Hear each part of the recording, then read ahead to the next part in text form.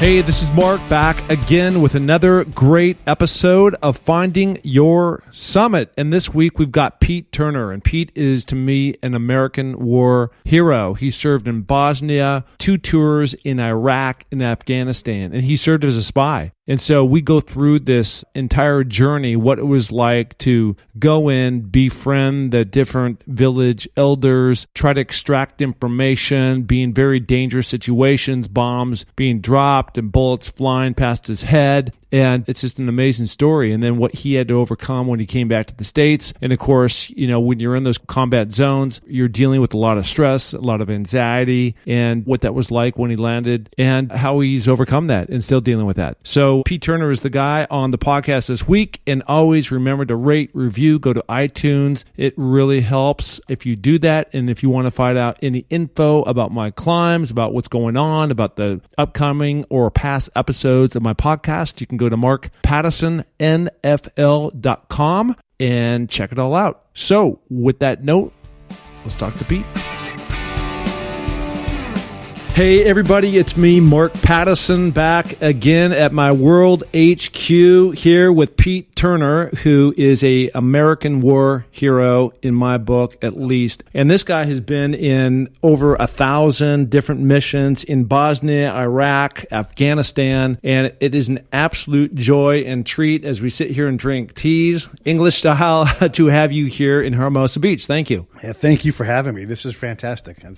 I love being able to tell these stories. Oh, man, it's really rewarding, you know, for me. And I've had a couple guys now on. I was recently interviewing a guy named the Cap, Charles Plum, and he was a POW in Vietnam for 6 years. And just to sit here and listen to these crazy tales of just the adversity and the, you know, he was flying jets until he got shut down. But, you know, having people, all that just, you know, the intensity and the restlessness and then being tortured and shackled and all that stuff. And it's just insane. And you actually, you know, it wasn't just one. I mean, he was in Vietnam and he had a hard enough time, and then he was a POW for 6 years. But in your case, fortunately, you didn't get captured, but still the issues that you guys had to go through all these different countries and all these different conflicts. Yeah. How do you deal with that? Well, and let me just expand a little more. Understand too, I live in this space between the combatants, right? So, of course, the Taliban, Al-Qaeda, whoever it is that's chasing and has targeted me. I mean, there's intel, kill Pete, you know, like that's actually a thing. But I've also got to satisfy my command. And I'm not telling them things that they want to hear.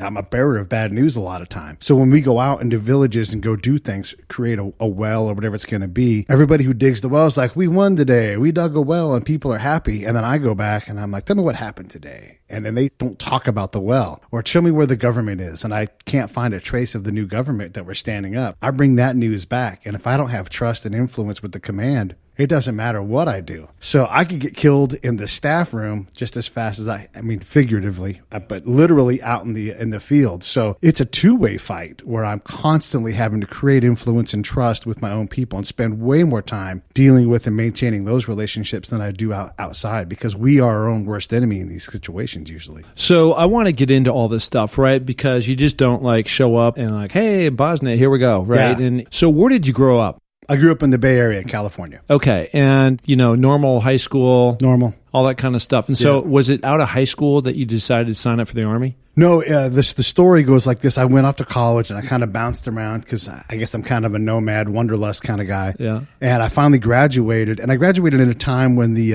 economy was downturned a little bit. And so it was tough to find a job. And so I was struggling, but I still had work. Like I had a job at Costco. And so one day I was just getting told no and no and no over and over again. I got to do something different. I was in that problem. I had no experience and every job required experience. Right. So where do you go to get experience? Yeah. So I'm like, I'm going to go join the Army. Yeah. And so I went down and I saw the recruiter and I said, you know, I don't want to be outside all the time. I don't want to be inside all the time. I don't want to have to do stuff that sucks. Yeah, but I don't want to be bored out of my mind because I don't do anything that ever sucks. And they're like, okay, yeah, take some tests. I test well. You should be a counterintelligence agent, a spy. I'm like, well, that seems to fit, you know. And so I went from pushing carts in the rain to signing up to be a spy in the Army. So my daughter right now, Amelia Patterson, is over here and she's filming this live. Hey, everybody out there. And we used to always watch this show called 24. Sure. Jack Bauer, right? Yeah. So now we're not talking about, you know, a spy necessarily in a foreign country, but everything was undercover, right? And now I'm also associating with James Bond, 007 type stuff. So, so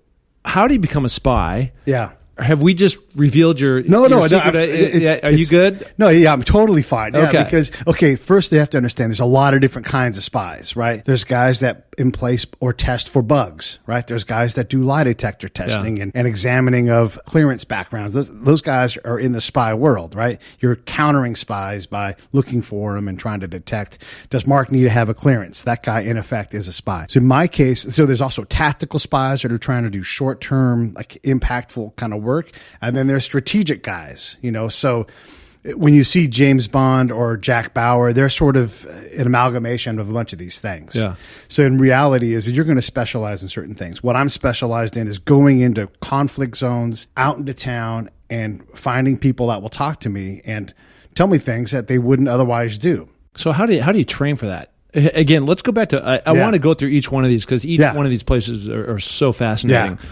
And so you go to high school, you're in and out of college, you finally decide to sign up for the Army, you test well, and then they decide that this would be the best path for you, right? So off you go, and you go get some training, right? Yep. And how do you, again, kind of the experience, but you don't have the experience, how to become a spy, to go extract information and the trust of these different people if you haven't actually ever done that? And you're not talking about, going down to Manhattan Beach and, rolling up. I mean, this is intense fighting conflict. For everybody, it's a different path because there isn't, you want to think in your head like the military's got this big design, but they don't. Their job is to get you through school, not to make you into a counterintelligence agent. So how do we get you through this singular path? So you go through the singular path and you emerge and you literally know nothing about the job, and so you start self-developing. If you've got a good boss, they're trying to put you in positions to do things. But when I graduate and I go to Germany, which was where my first assignment was, there's no conflict to go to. So our day-to-day job is doing background investigations on people who work in Berlin and have access to nuclear codes. Like, okay, that person has to have a top secret clearance. Let's go reinvestigate because it's been a while since we talked to them. That was the main job that we had to do. And it turned out that I didn't even do that job really. What I did was I worked in training. And so every now and then we would all come back from all over Germany and run exercises. And so I got the benefit of sitting at the table and being the mayor of Aschaffenburg, and I would play these roles and watch how my peers who had experience would interact with me. And so I got to sort of have an experiential learning situation as a lower enlisted guy with people who had incredible skills, who had been to Desert Storm and these kinds of things. And so I started to slowly extract from them and just, kind of self-mentor through a whole bunch of mentors, like read this book, ask these kinds of questions. And then it seemed like everywhere I went after that, there was a theme there with training. I mean, after Bosnia, and I ran sources there, the Army on accident sent me to the place where they trained people to run sources. Well, that didn't happen because... Well, what's sources? That's when you find someone who's got placement and access to the information that you want outside in town. So in Bosnia, there's some Bosnian guy that I'm like, hey, help me out. And, that's about all I can say about that. But that guy will now talk to me, and I'll be able to ask questions or ask him to do certain things for me. Nothing crazy, but just give me information that we seek. And so... I want to stay on that for a minute. So back with the whole Bosnia conflict, and my geography might be just a little bit up. It was Croatia, Serbia, and we did not... Clinton was the president at the time, and I believe he decided not to send troops in, but we just like a barrage of aircraft to just pound, right? And to end this thing, which ultimately the strategy worked. And so if that's happening and you're on the ground, I mean, how does that all sort out? What kind of information were you trying to extract to? Yeah. So, we sent over jets and attacked. We picked the side against the Serbs, right? Yep. And there's no right answer, so it's not about that. But we went there, and then what happened is they signed a peace accord in Dayton. Like, we're going to stop fighting in this one particular region. That doesn't include Kosovo, Macedonia, none of the other former Yugoslavian areas. But just to this area, they said, we're not going to shoot each other anymore. We're going to sign this accord in Dayton, Ohio, and we're going to send in NATO troops, U.S.-led, to ensure the peace. So we were going to kind of stand there and say, you guys have all committed. So while that's happening, we're looking for the munition dumps, the bombs, the nefarious elements that were, doing things. I mean, atrocious things, murdering children, not only killing the enemy, but killing themselves to blame it on the enemy, to stoke the fire, and all these things are going on. So we're trying to sort. That's my job, is to find the bombs, find the bad guys, and figure out who's trying to undermine the peace accord. And that's basically what I go there for. And so my job is to every day go out and talk to people. And I talk to farmers every day, but you can't talk to farmers and find this stuff out. You got to talk to enough farmers to go, oh, my cousin Ray, he's the guy you want to talk to because he knows people. And then you talk to Ray, and Ray puts you on to somebody else. So are you giving them some kind of cash or, favors? Yeah, for right? sure. That's part of what happens, and I can't talk in specifics about that because then you're getting into a zone where, it's classified stuff. Not that anybody cares about it anymore. But yeah, you're trading things to get information. Yeah. Like when you deploy, typically no one's allowed to drink. A counterintelligence agent in Bosnia has to drink. So by regulation, not only am I allowed to drink, I'm given an amount of booze to use to spark the drinking. Yeah. Because you're trying to loosen the tongues. Create the connection. Right, exactly. So every day I got drunk a lot. Awesome. Yeah, exactly. But you are in a combat zone and you don't know what's going to happen. So you have to be like, it sounds great, but there's also a lot of responsibility that not everybody in the team can get drunk. It's a balancing act and there's not enough resources. So you're always hoping that something doesn't go bad on this day. And fortunately, in our area, it would turn out to be relatively safe, but you don't. Yeah, it would just seem like if two people are having a fight and then you're the third person to come in and be the moderator or, settle it, it's just going to be one of those things where you just don't know if somebody else is up on a rooftop and they're still pissed because the other side, killed one of their friends or their mom or something that, they're going to come at you. Yeah. Like you said, so are you wearing the armor? The body armor? Yeah, you got body armor on. And at the time, it was more of like a paper-filled vest, more for like just slowing down debris as it came at you. Yeah. It wasn't really a bulletproof vest because that's what we had in that era. But yeah, you got a helmet on, you got the body armor on, and just your basic gear, rounds, all that kind of stuff, for sure. Well, I can't even imagine. So when you were there, were you ever in, and this is probably going to come further in these other conflicts, but were you ever in harm's way where bullets are zinging over your head and bombs are dropping near and you're just holding on, Yeah, not in Bosnia. That doesn't mean you're not in harm's way because you certainly are because you're not in control of harm. So there can absolutely, we went to a place where we thought there could be some very nefarious people a couple different times. And we had to have a lot of planning to be able to go into this zone because there's not help coming anytime soon. And by the time the help gets there, it's just to sort out the back end of the fight. It's not to save us. So you are in situations where you literally are it's one thing to be the tip of the spear. It's one thing to not even be part of the spear and be in town. Yeah. Right? So you have to accept that. One of the things that happened where, this will illustrate this. I went up to a helicopter to go take overhead aerial shots of camps because one of the things we did was like security assessments and stuff. And we had a problem in the helicopter, so we did what you would call an emergency landing, but not that exciting. Just like we should land and assess. So we land and assess, and the helicopter pilot team we're going to have to take this thing back. And we don't want to spend any more time in the air than we have to, so we're going to drop you at the helipad and go on our way and get back to camp and be safe. All very reasonable things. Well, there's no party to pick me up, and the helipad's 2 miles from the camp. So I'm Pete, one-man team now, solo patrol. And I've been briefed that there's 18 bazillion mines everywhere, so I don't know necessarily where to walk. There's a path, but you don't know what's there. You don't want to make a mistake that kills you. And there's literally no one else around.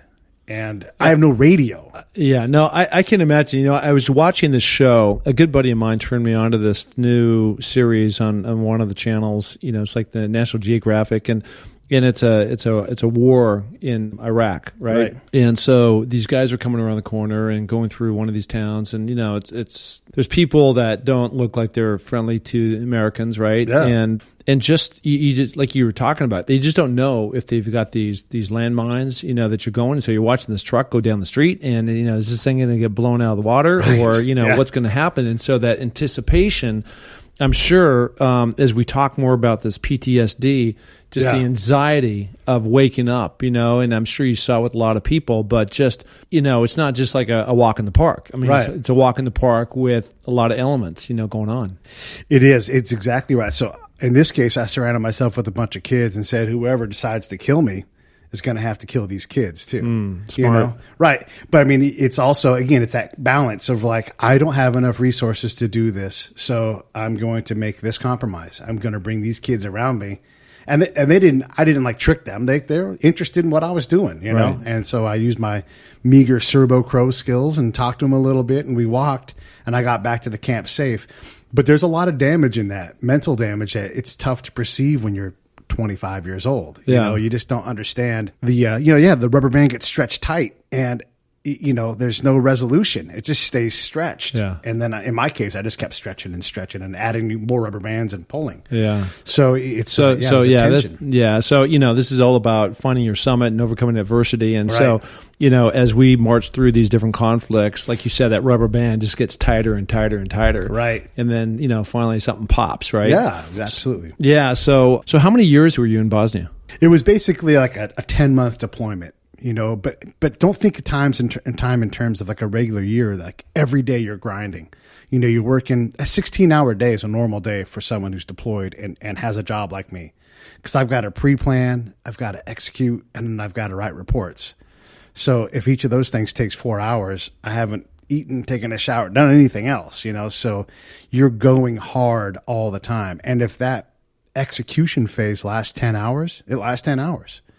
And so you work a ton. You're having so many conversations and you're writing notes and it's furious and your brain is just cooking as you're trying to think through all the things you've got to think through. And I can't imagine even, like we're here on a Saturday, right? Yeah. So it's the weekend, right? So most people take the weekend off, right? Right. And I can't imagine like, hey, let's run down and get a burger and beer, right? Yeah. I mean, you're not, they're intense areas, so you got to watch yourself. Right, yeah. And in some areas, they have that ability where you can take time and slow down, but that's not something that's ever been really afforded me, and not something I would want. Like, I'm good at war. I need to be out in the front of the war and talking to people. That's where I can have my most impact. Like, I can do analysis, but not everybody can go and sit in a cafe and be in harm's way and think through all the questions you have to ask. Like, let me give you an example. I can read someone else's report and I can say, here's where you're losing track of the conversation. Here's where, and I can read between the lines the questions they should have asked, but they don't have the presence to be calm in that moment. Now, granted, this happens later on. In this Bosnia, I'm cutting my teeth. I'm figuring it out. I'm having my 1,000 conversations you have to understand what the heck you might be doing. So you talk about development. That's what Bosnia really was for me, was development, learning what it takes to do this job. Yeah. Wow. Okay. So now you come back to the States, I presume, right? And where were you based out of? Out of Germany, Frankfurt area. Okay.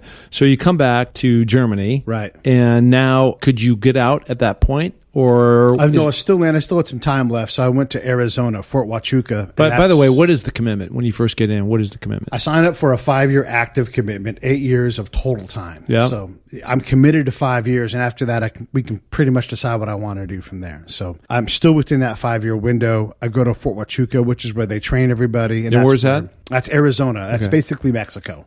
Okay. Really south, central, eastern area. Like Tombstone, we're south of Tombstone. So Milia's in Tucson. Yeah, an hour south of Tucson.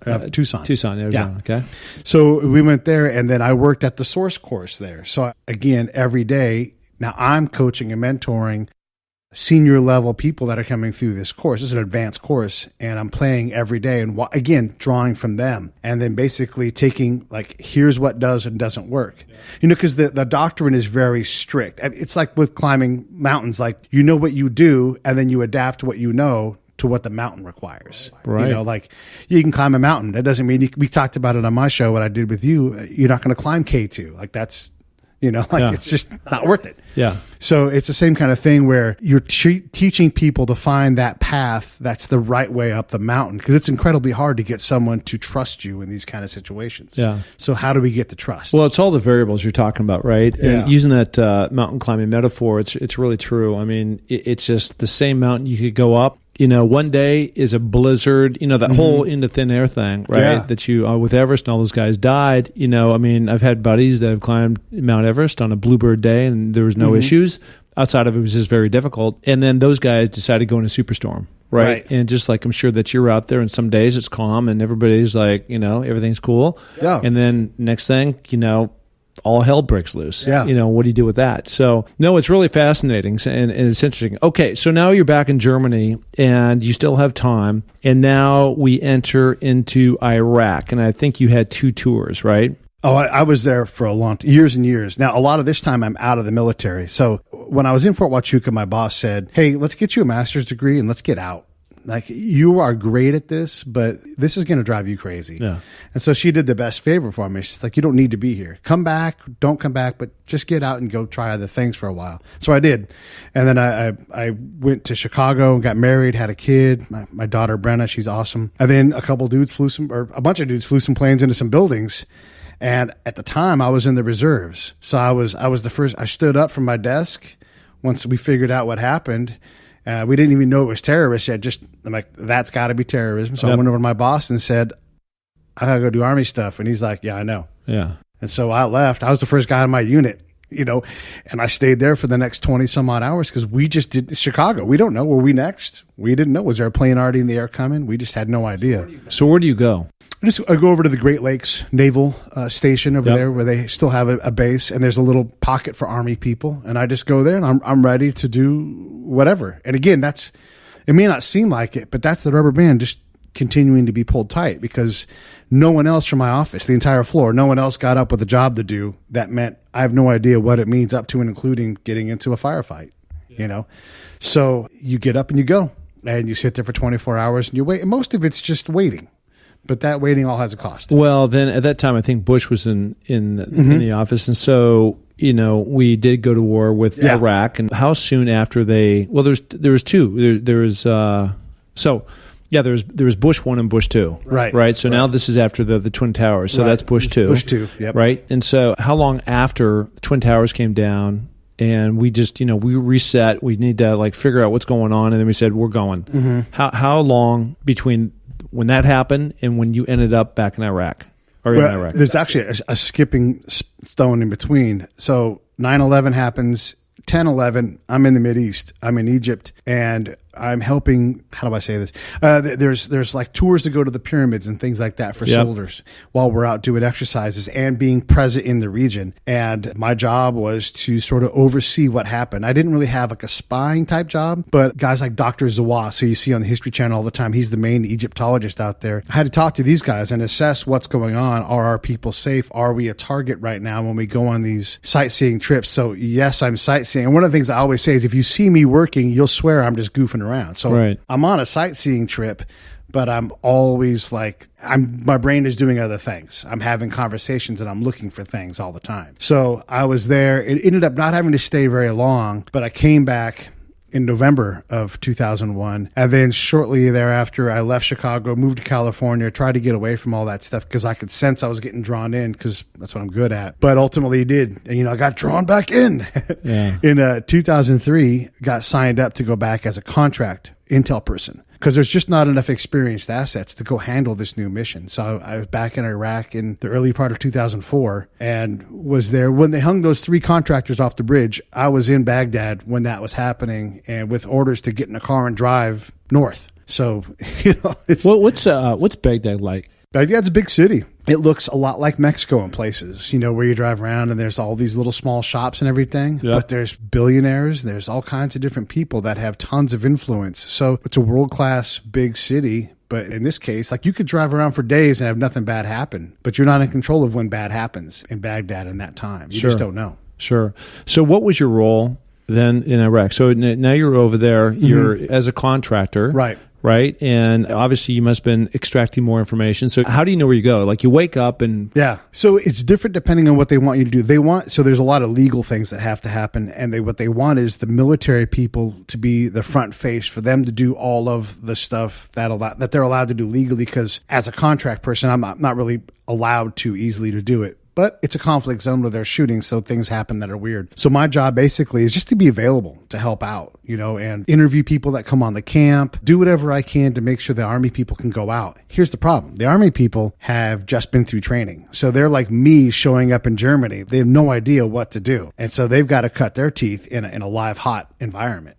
And so it's really dangerous. When you talk to Iraqis in that era in 2004 in Mosul, where I was, those people died. And so when you talk to them, you have to understand, one, you're likely killing this person. Two, they are likely lying to you, and if they want you to go kill someone else. So you've got a heavy ethical burden to do your job, do it well, and reduce the amount of harm you're doing in town. And it's very hard to even understand that as a junior person. And most of these people were junior. So how did you get over that? Well, I worked with higher level assets.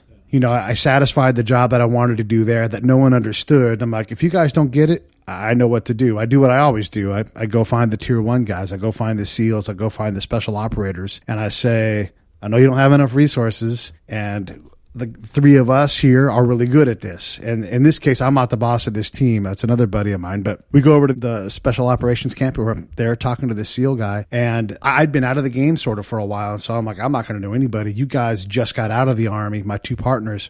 What are we going to do? They're like, let's go over and see what happens. So we go over, and the main guy over there is like, I know you. You're Pete. I went through that course, and you were my instructor, and you're fantastic. What do you guys want to do? And so that hooked us in, and we had a bona fides to operate. And these guys took us and worked us hard, put us in environments to help. What was the most intense situation, conflict? Mm-hmm. I don't know if there's bombs were dropping, there's bullets whipping by, there's people that pull a gun on you. I don't know what that would be, but what was the most intense? Let me frame it for you this way. Every night we got mortared, and our little area where we lived was under the path of these mortars. And that doesn't even rank with the intensity of that happen. So any night, you don't know when, if the mortar might hit your room. You get to a point where you don't even go to the bunker because it doesn't matter, because most of the time you don't make it anyhow. So you just kind of accept that those mortars could kill you. And you get to that level of comfort with something that lethal. I was driving in a car that got hit by a mortar. I mean, that's just blow it up as you could get, So what was that like? Well, it was crazy because they're dropping the same mortars that would always come down. They're dropping, and my buddy and I, I'm driving the truck, and we hear boom, boom, and they're walking, and your brain does the math, and you're like, we're driving right towards where the next one, if there's a next one, is going to be. So we got as low as we could go, got going as fast as we could go. Everybody else is clearing out because there's people walking everywhere. And it hit, and boom, it blew out the back window. It shot metal through the car. It was all kinds of holes in it, and luckily both of us were all right. Wow. But again, that barely ranks because there's so much conflict, so many different ways of getting blown up and shot at. We got hit by a tank one night, an American tank in our car. And on that, again, barely registers because you have bullets whiz by, you have big bombs go off. So what is your mindset in all this? So I know you're there, you're doing your job, you're very good at it, but in terms of just, it's just constantly coming. I mean, listen, when they light up fireworks, out the pier the other night, right? I mean, just boom, boom, boom, sometimes, just when I'm not used to, right? It's just kind of makes you flinch. Yeah. And I can't imagine what that would be like. And I don't know if, you just get used to it is applicable here, or you do but you don't, and it just kind of keeps stretching that band that you're talking about. There's an acceptance that you have to have, at least in my mind, in my game, what I do. A lot of people around me. So one time there were rockets coming into the airfield where we were at, and everybody's diving to the ground and trying to run towards bunkers. But I already know,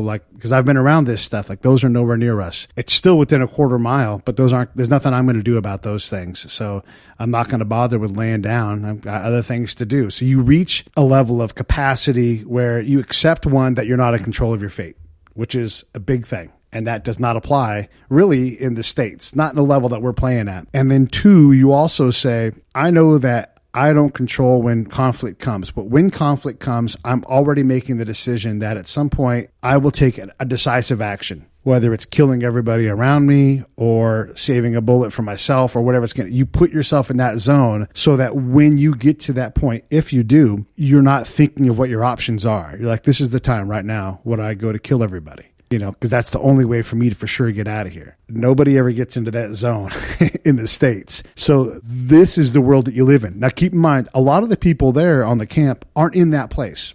They're providing food, water, facilities. They don't have to be in that zone. They're not going to be in a situation where they're talking to. Part of my job is to find the absolute worst humans on earth in that region, because that's who knows the things that I need to know. And so you have to accept that. You have to accept that you're not in control of your fate. You have to accept that you might have to do heinous, horrible things in that moment to survive, because the ethics right now on this table aren't the same. No, I totally get that. But I guess, just as at some point in time when all this, the dust settled, so to speak, and it floats back down to earth, and now you're back in society, like all this stuff that has been built up. Yeah. It's just that natural mental reflex of just being, you hear a car backfire and you flinch. Yeah. Or you hear the fireworks going off, right? And it just brings, you break into a sweat or something. There's just, the subconscious of that. And I don't know this. I'm just asking. It just seemed like that,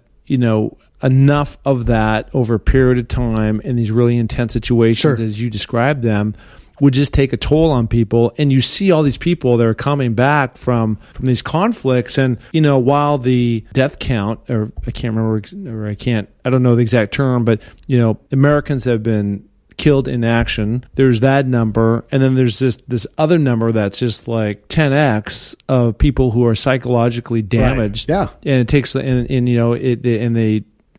things, suicide, alcoholism. Right. Drugs, all kinds of stuff they get into, right, just to help cope with what's going on. And I can't imagine that. And let me just give you some clarity on the things that trigger us. So it's called hypervigilance for a lot of us. And for me, for sure, it is. So I'm at Gabby Reese's house doing an interview for the Break It Down show, my podcast that I do. And my buddy and I are sitting there. We're in Malibu. This is pretty safe. Yeah. And she's got a walled, like a cement wall that goes around the front of her house where the road is. And an RV drives up and stops.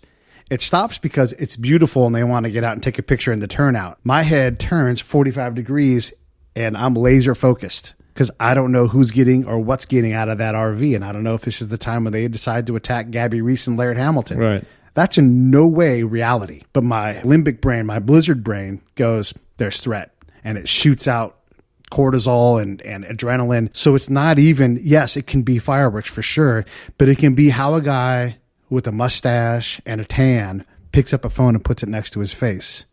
And I see that out of the corner of my eye and I look and it's on.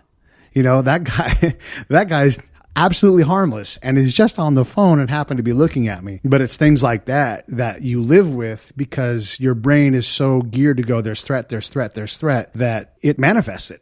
And then you might react to that threat that's not real. You create an alternate reality that's a lot more dangerous than it really is. Yeah. No, well, I don't know which one is worse. They probably are both equal. But last February, I was down in Tanzania climbing Kilimanjaro. Right. And when I was down there, part of the six, in addition to the six NFL guys that Chris Long had invited to go down there and build water wells for the Maasai people, there was also 4 Green Berets, and 3 of them, there was 2 amputees, right, and another guy who was blind, who said, Ivan Castro. And, Ivan was in the middle of the heat when one of these mortars went off, and the shrapnel came and ripped out his eyes, right? Yeah. And to have him climb that mountain, to have this gal, Kirstie Ennis, go, and she was a gunner on a helicopter. The thing crashed, flipped over. And she was the first above-the-knee amputee. Basically, she hopped to the top of Kilimanjaro, which is insane. Yeah. It took us forever to get up there. But, just the courage that these people have and the commitment, right, to what they're doing for the U.S. and for the world was just remarkable. Yeah. And then you put on top of that, on top of their injuries, this mental capacity of these things that you're talking about, which, is just, it's just remarkable, Yeah. And it, to me, life is a lot about perspective. And, I played in the NFL. Well, big deal, really. When it compared to what you guys do for us, to keep this country safe and to provide those freedoms that we have. So anyways, it's amazing. I want to move on to Afghanistan. Sure. Okay. So obviously I haven't been in these places, but Iraq, Afghanistan, what is Afghanistan like? In a lot of ways, it's the same thing where there's the people in general, and I'm being very unfair to characterize everybody, but this is sort of the best way to frame it for our purposes. They're like abused wives or abused kids. There's not a lot of trust. There's a lot of hand shyness to anything that we do. And I don't mean actual hand shyness, but like that's kind of the characteristic. So you have to handle the people in the same way. Like the country, a lot of my peers, a lot of my friends would say, oh, when you go, it's totally different. You're not going to understand what's going on. I know exactly what to do because I'm starting with the people on the ground. And for all of my conflict experience, the space where I get the most comfortable is even smaller, and it's in dealing with the non-lethal things that really matter. Like if we're going to be here and if we're going to expose ourselves to this harm and if we're going to provide help, let me find that help. Let me go out and see what actually works, figure out what matters. Like it's not some academy that we build. It's the governor saying, I need electricity in this office, because who's going to show up in the office if there's no electricity? Yeah. I can't promise people something when there's nothing here. So that's an even more dangerous space, because now I'm in this conflict space and I know enough to know that's not good enough. I've got to get even deeper and carry less weapons, be more academic, and, still roll around with, guys with guns, but understand that every time I go out with them, it even further limits my ability to be the guy I need to be for the people on the ground, because I've got to work quickly. So the difference for me is more about, I had built a system that worked in Iraq and I wanted to test it in Afghanistan. Yep. The country's really, for me, could you fill in the blank country, it doesn't matter. It's people in a conflict zone. I can work in that zone. That was really the difference. Was I graduated myself from being a pro to being an expert when I went to Afghanistan.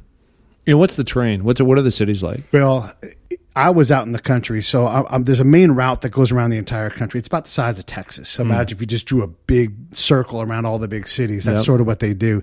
And I'm off of that route and another mountain range over. So it's rugged.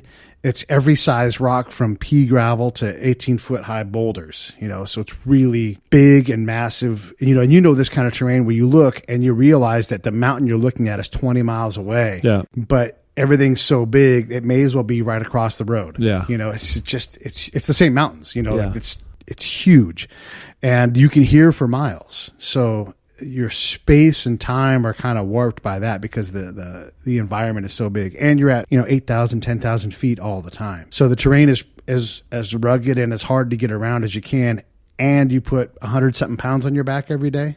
So it's just and what this is like. When you get ready to go do Everest, you're gonna have a lot of weight in your back, and you go up and down the mountain a zillion times. That's us every day, and you're climbing over different ridges to create surprise in the middle of the night. And so you're going up and over, and you can only move so fast. One of the things we lose sight of here is when you go on a combat patrol, you can only go so far, because if you go past that, there is no help ever coming, and you're going to all die if someone else chooses to kill you. So you can't get there and be out of breath. And it doesn't matter who the weakest link is. That's where you work from. And so you get everybody over. If someone rolls their ankle, you're not going back. That person so you have to go at a pace that everybody can manage. Yep. And you're only as strong as your weakest link. Yeah. I say this all the time. And the weakest link is not weak. Yeah, no, I get it, but you can only go, you're going at their pace. Yeah. It is what it is. Because someone's got to carry 5 gallons of water on top of everything else, because you need to have enough water for everybody. So so you move slow. It's that kind of terrain. It's just massive, rugged, hard to live in terrain. Yeah. So, okay. So now you're back, you're here in the States. What has that re-entry meant to you, been like for you? It's been the biggest challenge of my life. I came back and my relationship was over and had to deal with that. And that's always hard. But you go from being relevant. And it was, hold on. So it was over because of the time spent away, or was it over because of just, this PTSD, hyper intensive, whatever word you used? Well, there's some of that. A lot of the American Sniper movie, those things happened to me. I didn't go to a bar and not go directly home, but I stood on a beach and just stared out at the beach and was in a rage for no reason at all. My girlfriend going, "What is going on? Why are you so angry?" I'm like, "I'm not mad at anybody. I just, and it takes a while to get home even. So 3 days to travel home, 2 weeks to go, oh yeah, I can relax. It's cool here. And then probably months before you just finally settle in and you're not anxious all the time, at least for me. Yeah, no, this pod's about you and your story and just that adversity. So how many, and maybe you just answered this by saying it's still going on, but from the time that you came back, when was the last time you were in Iraq? Oh, Iraq, it's been since 2011. And then what about Afghanistan? 2012. Okay, so it's been 5, 6, 7 years since you've been back, right? It's been a while, yeah. So where are you in that process? Well, you're always trying to figure it out. So I've had to reinvent myself a couple of times because literally, unless I want to go work in that world somewhere, which I choose not to, and I think I've done enough, no one will hire me. Right. So I would apply for jobs I was qualified for that I literally were written for me, like dealing with multicultural groups and solving problems. I'm like, well, that's exactly what I did, but in an environment where people wanted to shoot me in the face. Right. So no one would hire me. And you just like, I went from being really impactful with my work to now I have to be a handyman. And I'm not handy at all. But I had to become something. So you adapt, and that causes further damage because now I'm like, I'm educated, I have experience, I have value. Yeah, no, I listen, I get it. This is very similar to what NFL players go through, professional athletes, sure, right? Yeah, that makes sense. You just, you've been doing something since you're, in my case, 4th grade, right? Yeah. And then, now I'm 29 and the car goes right off the cliff, right? And then what do you do? And you're there and you're just going, and the whole self-worth and so it's very similar. Yeah. Obviously we're not getting, bullets, but just in terms of that gap of, what's my purpose? Where am I going? Right. And I think that's what this whole thing is all about, and that's what this podcast is about, is really trying to, talk to people who've gone through. I've gone through plenty of my own stuff, and just really understanding that there is a plan out there, and it just takes people some time to go from that point to the next point to really figure it out. And you used a great word, reinvent. Mm-hmm. I've done the same thing. And it looks like you're doing amazing stuff now. You've had to, dig in to dig out, so to speak, right? Yeah. And you've got this really cool podcast. Tell us about that. The Break It Down show is the main thing that I do a number of podcasts, but it's the main one. It's the one where we get incredible guests. We've had you on. Your Thank show you. Actually is going up on Monday. That's kind of fun. But also we've had, Stuart Copeland from The Police has been on my show. Yeah. But also Johnny Walker, who was my interpreter in Iraq. So my co-hosts, there's two of them. There's John and there's Mark. Mark's an actor here in Hollywood. Mm-hmm. And we all... What's his last name? Mark Valley. Okay. And he was like a main guy on Boston Legal. Yep. He's been the lead in a bunch of things. And so it's interesting because he's a West Point grad and this artisan. And then John is a private eye, but also a drummer. He's got this soul of music and everything. And I'm sort of like a mix of both of those things too. So we just have this great time having these shows. Sometimes it's a solo show. Sometimes it's the two of us talking, whichever combination. But we have incredible conversations. And, for me, it's telling the stories of combat so we can understand what we're putting our people through and how to do that better. Yep. But it's also like, I want to talk to Nobel Prize winners. I don't dislike reality stars, but let's talk to the person that's inventing ways to change our lives for the better, who's understanding science. So you might find anything on our show where you might be an Iraqi interpreter and it might be a Nobel Peace Prize winner. Yeah. I think we share, a common interest and love of what we're doing. I don't make money doing this. It costs me to do this and I love it. Right. Yeah. And I use the word lucky me in this, right? And some of the people I've probably interviewed 45 people now. And I mean, the guy who is attacked by a shark and people who, the POW, I talked about, and I'm here talking with you, and I've got other war heroes that are on the, on the schedule. And it's just amazing the amount of adversity that these people have come over. And then here's the great story. Here they are now. Right. And their success story. Yeah. Then they're still finding their way. Right.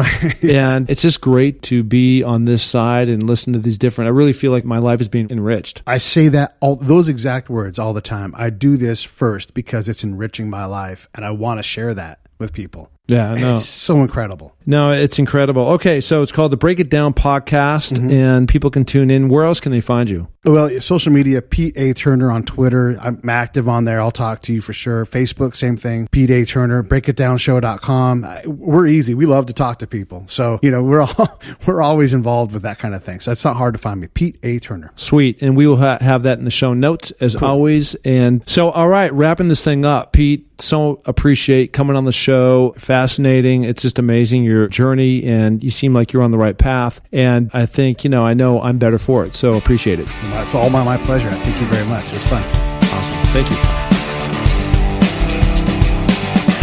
Hey, and thank you so much for listening to the Find Your Summit podcast. We are so glad to have you along for this journey. And if you enjoy the show, please tell a friend, share it on iTunes, spread it to the planet. We're looking to broadcast this to every person that is out there because, as you know, everybody has their own summit that they're going after.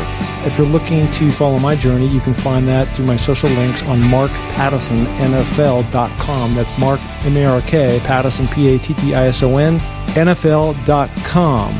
So, until the next podcast, just remember, clear eyes, full hearts, and remember, it takes a little more to make a champion, so make it happen.